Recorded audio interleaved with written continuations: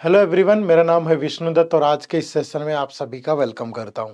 UPSC CSAT के लिए हमारा फ्री इनिशिएटिव जिसमें हम आपको क्वांट, रीजनिंग और इंग्लिश के लेक्चर प्रोवाइड कर रहे हैं। तो मैथ का ये आई थिंक 40th लेक्चर है। एक अलग से प्लेलिस्ट अवेलेबल है प्रॉपर हमारे यूट्यूब चैनल पे, जा करके आप सारे लेक्चर्स देख सकते हैं। ठीक है, तो इन लेक्चर्स के अंदर हम कोशिश करते हैं कि वो कंसेप्ट डिस्कस किए जाएं जो आपसे एग्जाम के लिए रेलेवेंट है आपके, और बहुत सारे क्वेश्चन जो है वो प्रैक्टिस करते हैं। ठीक है, तो इस सीरीज को नियमित रूप से फॉलो करिएगा, अपने दोस्तों के साथ शेयर करिएगा और ज़्यादा से ज़्यादा लाइक और कमेंट करिएगा, सो दैट हमें भी एक मोटिवेशन मिले और इस तरह के फ्री इनिशिएटिव्स को हम रन कर पाए। ठीक है, चलो शुरुआत करते हैं। टॉपिक हम नया स्टार्ट करेंगे आज। टॉपिक होगा रेशियो एंड प्रोपोर्शन और उसका ये पार्ट नंबर 1 होगा। तो शुरू करते हैं। बेसिक चीज़ें होंगी और कुछ प्रीवियस ईयर क्वेश्चन कैसे आते हैं वो भी डिस्कस करेंगे।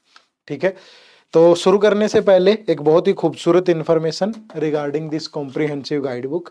तो ये यूपीएससी सीसेट के लिए कॉम्प्रिहेंसिव गाइड बुक है जिसमें आपको हर एक टाइप की इन्फॉर्मेशन मिल जाएगी कि आपके एग्जाम का पैटर्न है, कौन से कंपोनेंट से सवाल आते हैं, उन कंपोनेंट्स के अंदर कौन से टॉपिक पूछे जाते हैं, उनमें इम्पोर्टेंट क्या है, लीस्ट इम्पोर्टेंट क्या है। एक प्रॉपर डाटा के एनालिसिस के बेस पे हमने इन्फॉर्मेशन को शेयर किया है, तो आपके लिए बहुत लाभदायक रहेगी ये। अगर आप सीसेट को अभी प्रिपेयर करना ही शुरू कर रहे हैं तो एक बार इसको जरूर पढ़ें। सीसेट के लिए एक परफेक्ट स्ट्रेटेजी क्या हो सकती है और कौन से सोर्सेज से आपको इन टॉपिक्स को पढ़ना है वो सब भी यहाँ दिया गया है। एब्सोल्युटली फ्री है। इसी वीडियो के डिस्क्रिप्शन में जाकर के इसकी एक कॉपी डाउनलोड करनी है और अपने पास रख के उसे रखना नहीं है, पढ़ना है, सो दैट आप ज़्यादा से ज़्यादा बेनिफिट उठा पाए। ठीक है, शुरू करते हैं।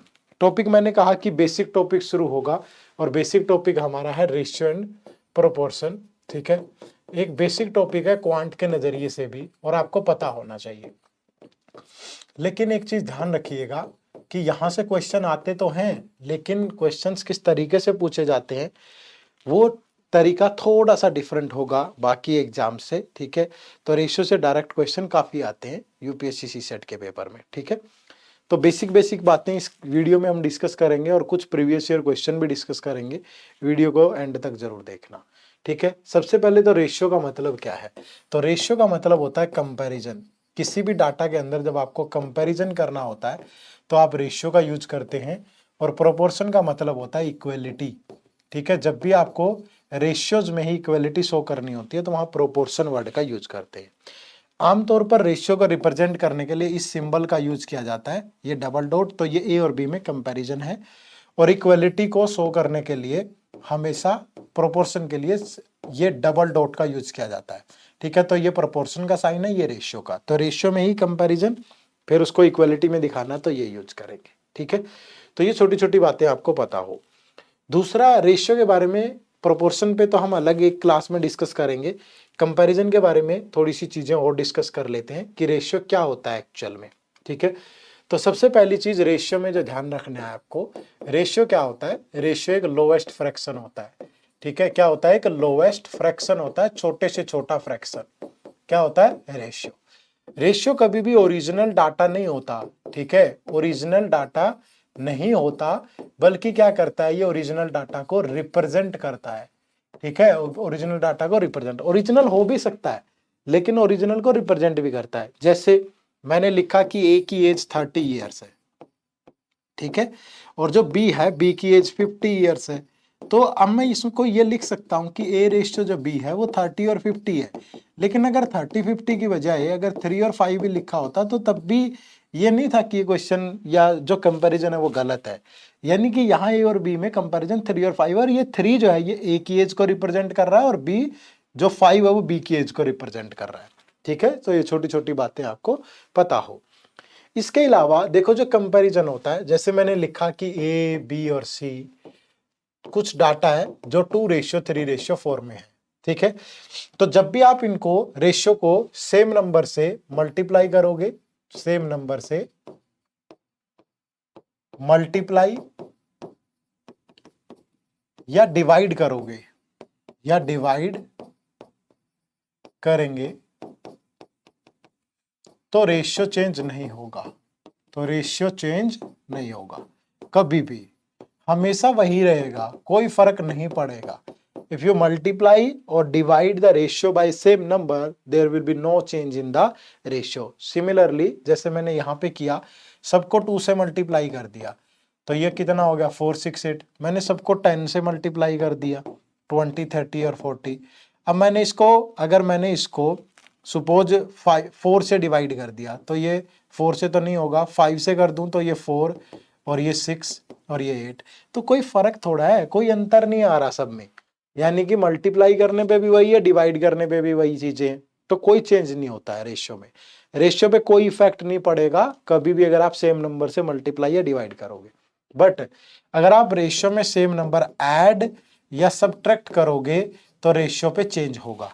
जैसे रेशियो यही था 2:3:4, तो मैंने सब में 2 2 ऐड कर दिया, तो ये 4, ये 5 और ये 6, ये तो डिफरेंट है, ये दोनों तो सेम नहीं है।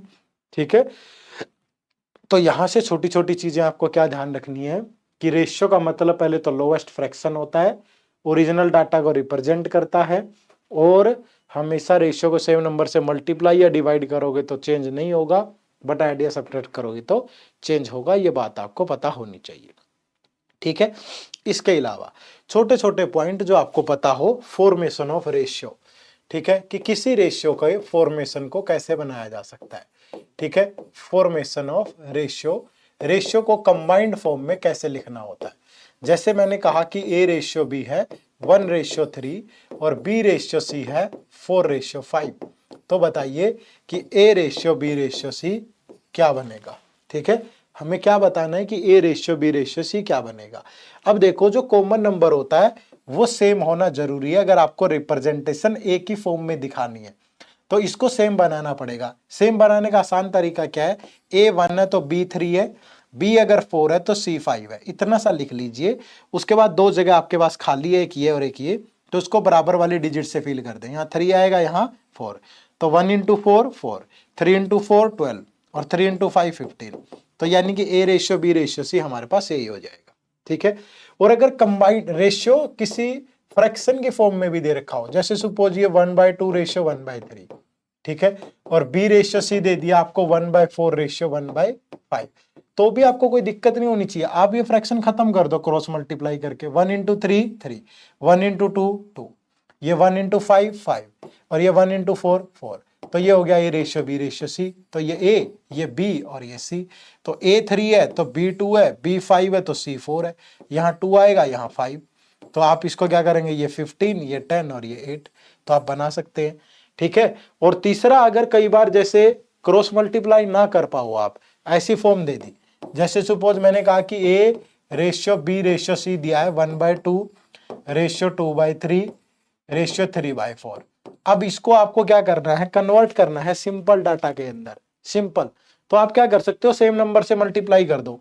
जैसे 2 3 और 4 का एलसीएम 12 है, तो सबको 12 से मल्टीप्लाई कर दो, क्योंकि ये बात मैंने अभी आपको बताई है कि जब भी सेम होगा नंबर से मल्टीप्लाई करोगे तो रेशियो चेंज नहीं होगा। तो 2 से गया 6, ये 3 से गया 4, 4 2 जा 8, और ये 4 से गया 3, 3 3 जा 9, तो रेशियो कितना बनेगा, 6 8 और 9। तो मतलब आपको नॉर्मल रिप्रेजेंटेशन में दिक्कत नहीं आनी चाहिए। देखो, मैं बहुत डीपली नहीं जाऊंगा इन चीजों में, क्योंकि छोटी छोटी बातें हैं, अगर लिमिटेड एडिशन में पता होंगी तो आप कर सकते हो। ठीक है, बहुत सारी अगर इस पे आपको इन्फॉर्मेशन चाहिए, प्रैक्टिस करनी है, ये वो, तो ये सारा यहाँ पॉसिबल नहीं है। उसके लिए आप हमारा मास्टर कोर्स ज्वाइन कर सकते हो। उस मास्टर कोर्स में हमने आपको बहुत बेसिक से और ऐसी ऐसी चीजें समझाई है। ये उन लोगों के लिए है जिन लोगों का थोड़ा बहुत बेस है, या जो सेल्फ स्टडी कर रहे हैं बुक्स वगैरह से, उनको एक आइडिया मिल जाए और वो कर पाए। ठीक है, अन्यथा अगर बहुत डीप में पढ़ना है, बहुत अच्छे से, और ये वो सब चीजें प्रैक्टिस भी करनी है साथ में, तो इतनी अवेलेबिलिटी यूट्यूब के लिए संभव नहीं है। बट हमने कोशिश की है कि हम आपको एक अच्छा खासा आइडिया दे पाए जो आपकी हेल्प कर पाए। ठीक है, चलो, कोर्स वगैरह ज्वाइन करने के लिए इसी वीडियो के डिस्क्रिप्शन में लिंक है, वो वहां जाकर के आप ज्वाइन कर सकते हो। ठीक है, तो आपको इतनी सी बातें अगर पता होंगी तो आपके लिए आसान रहेगा। एक केस और समझा देता हूं इसमें। जब आपको क्या करना हो, जब आपको दिया गया हो इक्वलिटी में, जैसे इस तरीके से दे दिया कि double of A that is equal to 3 time of B, तो यानी कि ए और बी में रिलेशन क्या बनेगा, तो बी इधर आ गया 3/2। सिमिलरली जैसे इधर दे दिया 4 time of B is equal to 5 time of C, तो B by C that is equal to 5/4। ठीक है, तो मतलब ये ए, ये बी और ये सी। ए अगर 3 है तो बी 2 है, बी अगर 5 है तो सी 4 है। तो यहाँ 2 आ जाएगा और यहाँ 5। तो 15 इंटू 3, 5 इंटू 3 15, ये 10 और ये 8। ठीक है, लेकिन अगर यही कंपैरिजन थोड़ा ज्यादा हो, जैसे 2a is equal to 3b is equal to 4c, अगर ऐसे बनाना है तो ए बी सी में रिलेशन बनाने के लिए या तो आप यही कर सकते हो, पहले इन दोनों को कंबाइन कर लो, कंपेयर कर लो, sorry, 2a is equal to 3b, तो a बाई बी कितना आ गया 3/2, और फिर इन दोनों को कंपेयर कर लो, 3b is equal to 4c, तो b by C that is equal to 4/3। ठीक है, और फिर यही फॉर्म बन जाएगी। अन्यथा आप क्या कर सकते हो, यहाँ पे देखो, अगर a का लेना है पार्ट तो a को छोड़ के बाकी दोनों नंबर्स की मल्टीप्लाई कर दो, तो a का पार्ट होगा 3 इंटू 4, b के लिए b को छोड़ के बाकी दोनों 2 इंटू 4, और c के लिए c को छोड़ के बाकी दोनों 2 इंटू 3। तो ये 3 इंटू 4 हो गया 12, 2 इंटू 4 8, और 2 इंटू 3 6। तो जब ये 2 से सिंप्लीफाई होगा तो 6 4 और 3 आ जाएगा। आप ये वैल्यू चाहे यहां पुट कर लें तब भी इक्वलिटी शो करेगा। ठीक है, देखो इतना आसान सवाल आपसे पेपर में नहीं पूछा जाएगा। ये जो बताई गई बातें हैं फॉर्मेशन ऑफ रेशियो, इतना आसान आपसे नहीं पूछा जाना पेपर में भाई। ठीक है, इनका यूज है, लेकिन कहाँ यूज है और कैसे यूज है, उसके लिए कुछ क्वेश्चन ले रहे हैं हम। उन क्वेश्चन को प्रैक्टिस करेंगे तो आपको चीजें समझ में आ जाएंगी। ठीक है, तो चलो फिर कुछ क्वेश्चन लेते हैं, उन क्वेश्चंस के थ्रू समझते हैं कि जो चीजें सीखी हैं उनका यूज क्या है। देखो, जैसे पहला क्वेश्चन है, 2 whole numbers whose sum is 64 can not be in the ratio. 2 whole number है जिनका जो सम है वो 64 है, वो इस रेशियो में नहीं हो सकते। कैन नॉट बी बोला है, ठीक है, can not be in the ratio. अब देखो सिंपली, अगर मैं इन दोनों का सम कर दूं तो 5 + 3 कितना होगा बच्चे 8। ठीक है, यहां करूं तो 7 + 1 कितना होगा 8, यहां करूं तो 3 + 4 कितना होगा 7, और यहां 9 + 7 16। तो उसने बोला है कि कैन नॉट बी। अब देखो 8 की टेबल में 64 आता है तो ये तो हो सकता है डिवाइड, और 8 की टेबल में ये भी आता है, ये भी हो सकता है, ये आता है, ये भी हो सकता है, बट 7 नहीं आता तो ये नहीं हो सकता। इसको और बारीकी से समझो। मैंने कहा कि किसी क्लास में 70 बच्चे हैं टोटल, और जो बॉयज और गर्ल्स हैं वो 3:4 में है। तो 3 + 4 7, 7 की वैल्यू 70, तो गर्ल्स होगी, सॉरी बॉयज होगे 30, गर्ल्स होगी 40। लेकिन अगर मैं यहीं पे कहूं कि किसी क्लास में 70 बच्चे हैं और बॉयज और गर्ल्स 2:7 में है, तो 2 + 7 9, 9 की वैल्यू 70। अब 1 की वैल्यू फ्रैक्शन में आएंगी, ये वैल्यू भी फ्रैक्शन में आएंगी। बट आपने कभी एज्यूम किया है कि बॉयज और गर्ल्स फ्रैक्शन में कैसे हो सकते हैं? इमेजिनरी एक अलग चीज है, लेकिन वास्तविकता तो नहीं है ना। तो ये वैसा सा ही सीन है। ठीक है, इमेजिनरी तो हो सकता है लेकिन वास्तविकता नहीं है, तो वैसा सा ही सीन है। तो आपको ये चीज थोड़ा सा ध्यान रखनी है। ठीक है, चलो, तो अब कुछ क्वेश्चंस मैं वैसे भी लूंगा जो पेपर में आपसे पूछे गए हैं। जैसे अगला सवाल यूपीएससी से 2020 में पूछा गया है। क्या है? A sum of 2500, a sum of rupees 2500 is distributed among x, y and z in the ratio 1/2, 3/4, 5/6. तो what is the difference between the maximum share and the minimum share? तो x, y और z में 2500 distribute करना है आपको। ठीक है, तो ये x है, ये y है, ये z है, ये 1/2 है, ये 3/4 है, और ये 5/6 है। ठीक है, तो सबका एलसीएम ले लो डिनोमिनेटर में। जो अभी बताया था ना कि कैसे सोल्व करेंगे, 2 4 और 6 का एलसीएम होगा 12, तो 12 से मल्टीप्लाई कर दो, यहां भी और यहां भी। ठीक है, तो ये 2 से जाएगा तो 6, ये 4 से जाएगा तो 3 3 जा 9, ये 6 से जाएगा तो 2 2 5 जा 10। तो ये आ गया एक्स वाई और जेड का पार्ट। तो तीनों का टोटल देखो, एक्स 6 है, ये 9 है, ये 10 है, तो ये टोटल हो गया 25 यूनिट, और इस 25 यूनिट की वैल्यू है 2500। तो किससे मल्टीप्लाई कर दें? 100 से। तो सबको 100 से मल्टीप्लाई करोगे तो x का पार्ट आ गया 600, y का पार्ट होगा 900, और जो z का पार्ट है वो क्या होगा 1000। हमें क्या बताना है? What is the difference between the maximum and minimum share. तो मैक्सिमम शेयर है 1000, मिनिमम 600, तो दोनों का जो अंतर है वो 400 है। और ये आपके यहाँ पे दिया गया ऑप्शन नंबर सी के अंदर। ठीक है, ऑप्शन नंबर सी के अंदर ये दिया गया है। समझ पा रहे हैं सारे? चलो नेक्स्ट, ट्राई किया करें साथ के साथ। एक और वैसा सही एग्जाम्पल ले रहे हैं हम। ₹680 is divided among A, B, C such that A gets 2/3 of what B gets। ठीक है, A को उतना मिलता है जितना B को मिलता है उसका 2/3, तो B को जितना मिला उसका 2/3 A को मिलता है। ठीक है, and B gets 1/4 of what C gets, तो B को C का 1/4 मिलता है। Then their shares are respectively, उनके शेयर्स किस रेशियो में होंगे। ठीक है, तो ये B उधर चला गया, तो A/B यहाँ पे कितना हो गया 2/3। अगर आप यहां से देखेंगे तो B/C कितना हो गया 1/4। तो अब जब आप A और B और C में कंबाइंड रिलेशन बनाएंगे तो A2 है B3 है, B1 है C4 है, तो यहां क्या आएगा 3, यहां क्या आएगा 1। ये मैंने सिखाया आपको फॉर्मेशन ऑफ रेशियो में। तो 2 × 1 2, 3 × 1 3, 4 × 3 12, ये आ गया भाई। तो A, B और C का कंबाइंड शेयर क्या बन गया 2 + 3 + 12, यानी कि 17 यूनिट। और जो दिया गया है टोटल वो क्या दिया गया है ₹680 इज डिवाइडेड अमंग, तो यानी कि 17 यूनिट की जो वैल्यू है वो 680 के बराबर है। तो 1 यूनिट की जो वैल्यू है वो किसके बराबर होगी 680 डिवाइड बाय 17, तो ये हो गया कितना 40। तो आप यहाँ 40 से मल्टीप्लाई करेंगे तो A का पार्ट कितना आ जाएगा 80, इसको भी 40 से मल्टीप्लाई करेंगे तो B का पार्ट 120, और इसको 40 से मल्टीप्लाई करेंगे तो C का पार्ट 480। तो 80, 120 और 480 गिवन है आपके ऑप्शन नंबर 2 के अंदर। ठीक है जी, ऐसी चीजें आप प्रैक्टिस करें, इसी तरीके से सवाल पूछा गया पेपर में। ठीक है, और एग्जाम्पल लेते हैं, जैसे ये यूपीएससी सीसेट 2021 के पेपर में पूछा गया सवाल है। क्या सवाल है समझे तो जरा। A student appeared in 6 paper, एक बच्चा जो है वो 6 पेपर में अपीयर होता है। The maximum marks are the same for each paper, हर एक मार्क जो पेपर है उसके मार्क्स जो है वो सेम है। His marks in these paper are in the proportion of this, उसके जो मार्क्स है वो इस प्रोपोर्शन में है। ठीक है, ओवरऑल ही स्कोर्ड 60%, ओवरऑल जो उसका स्कोर है वो 60% है।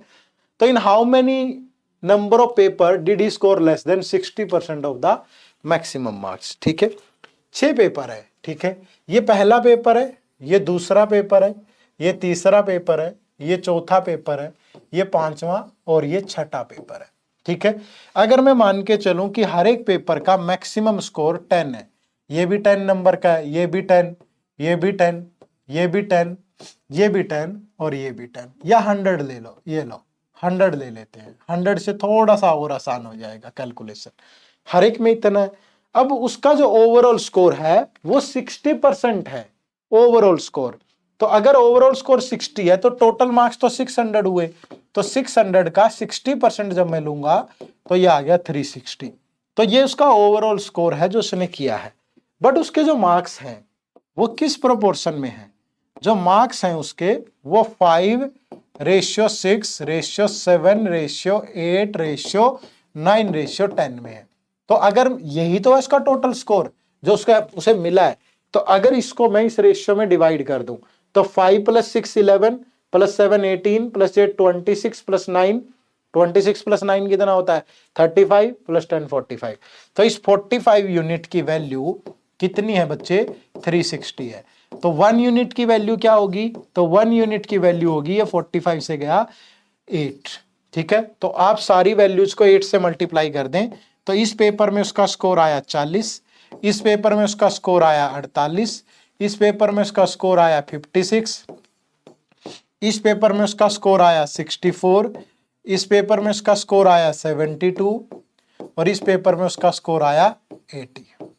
ठीक है भाई, तो अब वो क्या कह रहा है, in how many number of paper did he score less than 60% of the maximum marks. तो लेस देन 60 का मतलब है 60 से नीचे, क्योंकि हम 100 लेके चले हैं, तो इस पेपर में 60 से नीचे, इसमें भी और इसमें भी, बाकी सब में ऊपर है। तो ऐसे कितने पेपर हैं 3 पेपर है। तो ऑप्शन नंबर जो बी है वो आपके सवाल का यहाँ सही जवाब होगा। सबसे बढ़िया चीज है प्रीवियस ईयर क्वेश्चन अगर साथ में ही बता दिए मैंने तो आपको एक आइडिया आ जाना है कि सवाल पेपर में कैसे आते हैं। ठीक है, इन चीजों की कदर किया करो, फ्री इनिशिएटिव में ऐसी चीजें नहीं देता है कोई, है ना। बट ये एडियोटैब का एक इनिशिएटिव है बच्चों की ज्यादा से ज्यादा हेल्प करने का, उसी पे काम कर रहे हैं। ठीक है, चलो देखो, तो ये यूपीएससी सीसेट 2015 का सवाल है। Each of A B C and D has 100, A B और सी डी के पास 100 है, ए बी सी और डी सबके पास 100 100 है, 100 100 100 और 100। ठीक है, अब क्या कह रहा है, A pays 20 to B who pays 10 to C. A ने बी को 20 दे दिया, तो अगर 20 दे दिया तो ए के पास कितना बच गया 80, बट इसके पास कितना हो गया भाई 120। ठीक है, अब ये क्या कह रहा है, B who pays 10 to C, B ने जो 10 है 10 देने के बाद इसके इतना बच गया और इसको 10 दे दिया, तो इसके पास कितना हो गया 110। C who gets 30 from D, जो सी है उसको डी से भी 30 मिलता है, तो डी के फिर 30 लेस हो जाएंगे, तो कितना बच गया 70, और ये 30 सी को मिला है, तो सी के पास फाइनली 140। तो ये सबका फाइनल होगा भाई, तो ए के पास 80 है, बी के पास 110, सी के पास 140 और डी के पास 70। अब क्या कह रहा है, in this context which one of the following statements is not correct. आपको बताना है कि कौन सी जो स्टेटमेंट है वो करेक्ट नहीं है। ये बड़ा ध्यान रखिए, गलती कर देते हैं हम पढ़ते हुए, नॉट करेक्ट बोला है। अब पहला है कि सी इज द रिचेस्ट, तो सी तो रिचेस्ट है क्योंकि सी का पार्ट 140 है, 110, 80 और 70, तो ये तो करेक्ट है, बट हमें नॉट करेक्ट बताना है। डी इज द पुअरेस्ट, अब डी पुअरेस्ट है भाई, इसके पास 70 है, तो ये भी सही है। C has more than what A and D have together, C A और डी, सी के पास कितना है 140, ए के पास है 80, डी के पास 70, तो ये तो क्या है लेस है, ए और डी के पास ज्यादा है, तो ये स्टेटमेंट करेक्ट नहीं है और यही आपका राइट आंसर होगी। ठीक है, ये स्टेटमेंट करेक्ट नहीं है, यही आपका राइट आंसर होगी। क्लियर है। चलिए एक सवाल जो यूपीएससी सीसेट 2021 में पूछा गया था, रेशियो का ही है, ये आप लोगों के लिए होमवर्क है। ठीक है, होमवर्क है और इसका आंसर मैं आपके साथ शेयर कर देता हूं। आंसर होगा option number B, but solve आपको खुद करना है ताकि आप चेक कर पाओ कि आप चीजों को सोल्व कर पा रहे हो कि नहीं, आपका लेवल कैसा है। अगर ये सोल्व नहीं हो रहा तो आपको यकीनन मेहनत करने की जरूरत है, थोड़ा एफर्ट और लगाइएगा अपनी प्रिपरेशन में। ठीक है, तो कमेंट करके ये जरूर बताना कि सर मेरा क्वेश्चन नंबर 6 सोल्व हो गया है, मेरा क्वेश्चन नंबर 6 सोल्व हो गया है, ये कमेंट जरूर करिएगा। ठीक है, चलो तो ये हमारा यूपीएससी सीसेट का मास्टर कोर्स है जिसमें हम आपको 100% यूपीएससी सीसेट रेडी करते हैं, बट एक डिस्क्लेमर ऐड कर देता हूं, 100% हम रेडी करेंगे अपनी तरफ से। आप रेडी होना चाहते हैं कि नहीं, ये आप पे डिपेंड करेगा। क्यों? क्योंकि अगर आप मेहनत नहीं करेंगे तो सिर्फ कोर्स खरीदने से नहीं होगा, आपको इस कोर्स में हम मैक्सिमम हेल्प करने की कोशिश करेंगे, अपना 100% डालेंगे। अगर आप भी अपना 100% डालेंगे तो एक बहुत अच्छा चांस होगा कि आप सीसेट को क्वालिफाई कर पाए, लेकिन आपको भी मेहनत करनी पड़ेगी। अगर आप मेहनत कर सकते हैं तो हमारे साथ इस कोर्स में जरूर जुड़िएगा। इस कोर्स में हम आपको कंसेप्ट क्लासेस देते हैं जो कि बिल्कुल जीरो से लेके यूपीएससी के पेपर के लेवल की होती हैं। टेस्ट सीरीज के अंदर आपका topic wise test, full length test और आपका जो सेक्शनल टेस्ट है वो रहता है। वीकली लाइव आउट सेशंस होते हैं, पेपर से पहले रिवीजन क्लासेज होंगी जो कि लाइव होंगी। ये इस बैच की फैकल्टी है, ये फैकल्टी रेडी है आप लोगों के साथ मेहनत करने को। अगर आप भी रेडी हैं तो इस कोर्स में जरूर इनरोल करिएगा, नीचे डिस्क्रिप्शन में इसका लिंक दिया गया है, जाइए और इनरोल करिए। हमारी अगली मुलाकात में भी क्लास में हो जाए। ठीक है, चलो तो आप सबका बहुत बहुत शुक्रिया और यूं ही इन वीडियोस को प्यार मोहब्बत देते रहिएगा ताकि हम भी आपके लिए बहुत सारा एफर्ट करते रहें और ये वीडियोस आपके लिए लाते रहें। ठीक है, मुलाकात होगी अगली वीडियो में रेशियो एंड प्रोपोर्शन पार्ट 2 के साथ। बहुत बहुत शुक्रिया। जय हिंद, जय भारत।